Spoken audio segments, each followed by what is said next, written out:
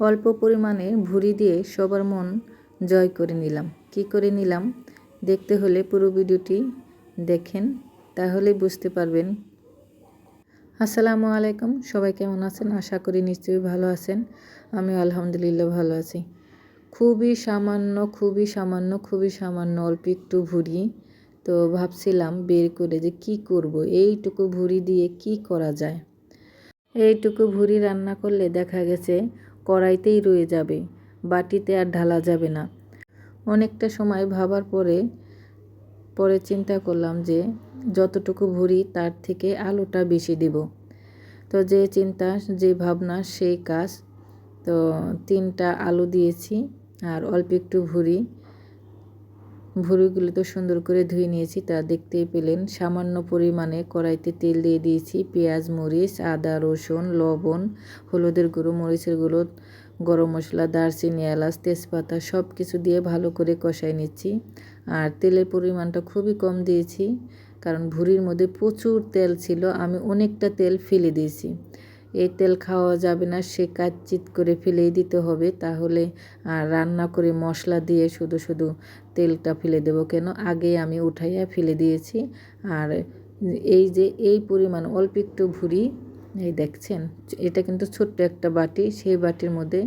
তো এখন আমি এই যে দিয়ে দিচ্ছি কড়াইতে ভুঁড়ি। এখন আমি সুন্দর করে কষাই নেব একটু সময় নিয়ে। আমার ভিডিওটি যদি ভালো লাগে লাইক কমেন্ট করবেন, শেয়ার করবেন। আমার ফেসবুক পেজটা সবাই ফলো দিবেন। ইউটিউব চ্যানেলটা যারা দেখতেছেন আমার ইউটিউব চ্যানেলটা সবাই সাবস্ক্রাইব করবেন প্লিজ। আর এই যে হলো আমার ভুঁড়ি কষান শেষ। এখন আমি দিয়ে দিব আলু। এই যে আলুগুলো দিয়ে দিব।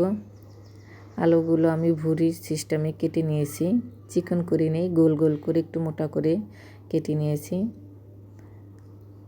এখন আমি আবারও কষাইতে থাকবো আর চুলাটা লো হিটে দিয়ে কষাইতে থাকবো। বেশি পানি দেব না, বেশি পানি দিলে ভালো লাগে না। আস্তে আস্তে জাল দিলে ভুঁড়িটা সেদ্ধ হবে। আলু তো তাড়াতাড়ি সেদ্ধ হয়ে যাবে, ভুঁড়িটা সেদ্ধ হয়ে যাবে। অন্যদিকে যত কাজ আছে আমি সেরে নেব। ঢাকনা দিয়ে ডেকে দিলাম, হতে থাক। এই যে দেখেন আমার রান্না কিন্তু প্রায় শেষ। এখন আমি ঝোলটা শুকিয়ে দিলেই হয়ে যাবে। অসাধারণ হয়েছে, দেখলেই বোঝা যাচ্ছে কেমন হয়েছে। খেতে কিন্তু দারুণ হয়েছে। গরম গরম ভাতের সাথে বলেন, রুটির সাথেই বলেন, জমে যাবে। সবার প্লেটে কিন্তু 1 চামচ করে হয়ে গেছে। দেখছেন অল্প একটু হলে কি হবে, সবার প্লেটে দেওয়া হয়ে গেছে, সবাই খুশি। আজকে এ পর্যন্তই। সবাই ভালো থাকবেন আর আপনাদের সুন্দর মতামত কমেন্টে জানাবেন। আল্লাহ হাফেজ।